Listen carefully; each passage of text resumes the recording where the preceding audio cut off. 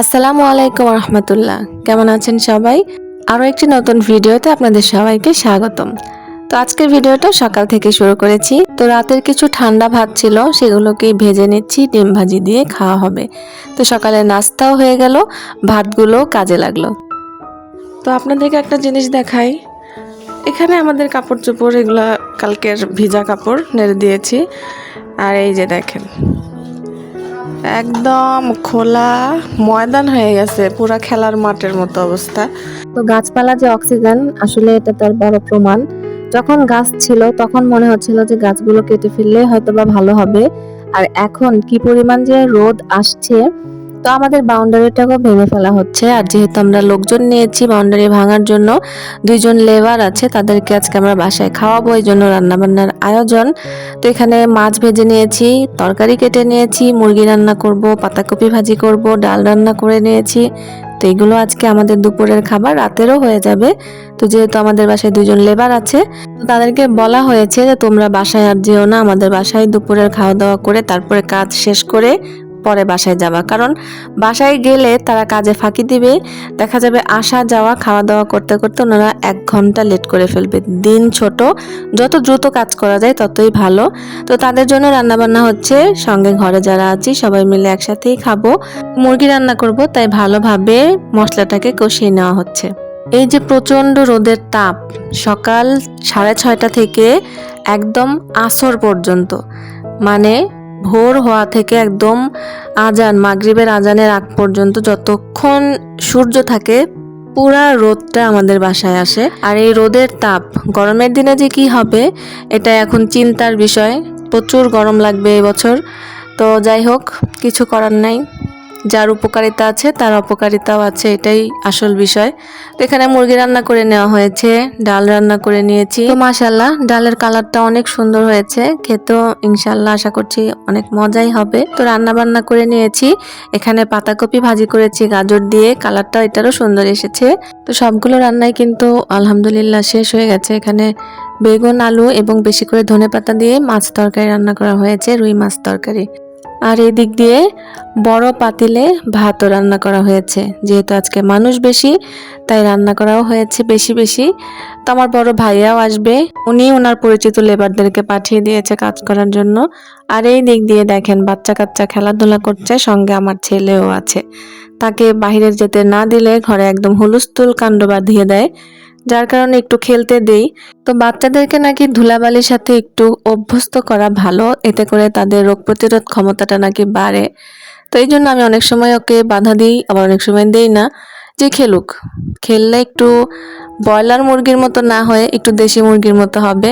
তো আলহামদুলিল্লাহ খেলাধুলা করে কিন্তু মাশাআল্লাহ এখন একটা দৌড়াতে পারে, অনেক কিছু অ্যাডভান্স বুদ্ধি, অনেক কিছুর বিকাশ ঘটেছে। তো ছোট মানুষ, আস্তে আস্তে ইনশাআল্লাহ আরও বৃদ্ধি পাবে।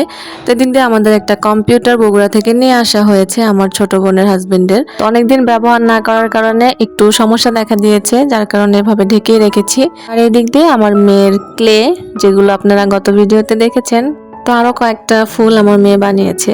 তো ভিডিওর এই পর্যায়ে যারা চলে এসেছেন, একটা লাইক দিতে কিন্তু ভুলবেন না প্লিজ। সবাই লাইক দিয়ে ভিডিওটা কন্টিনিউ করবেন আশা করছি।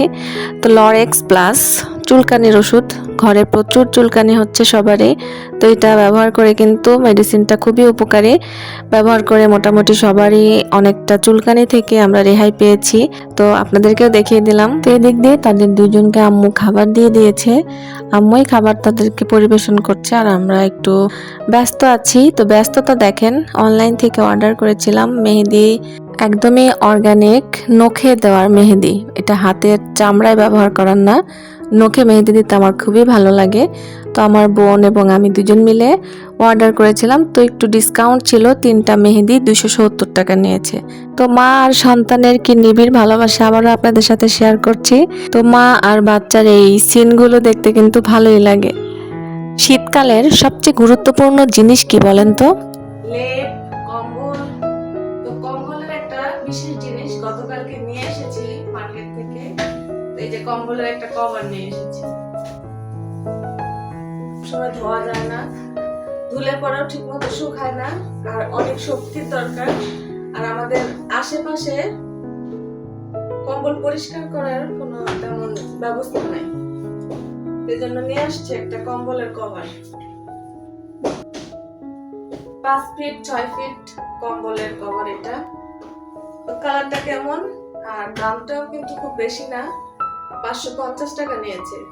তো ঠকলাম না জিতলাম একটু জানাবেন প্লিজ। তো এই তো বড় ভাইয়াও এসেছে দেখার জন্য যে কাজ ঠিকভাবে হচ্ছে কিনা। এদিক দিয়ে আমাদের ভিতরে যে বাউন্ডারিটা ছিল, বাউন্ডারি পুরোটা ভেঙে ফেলেছে।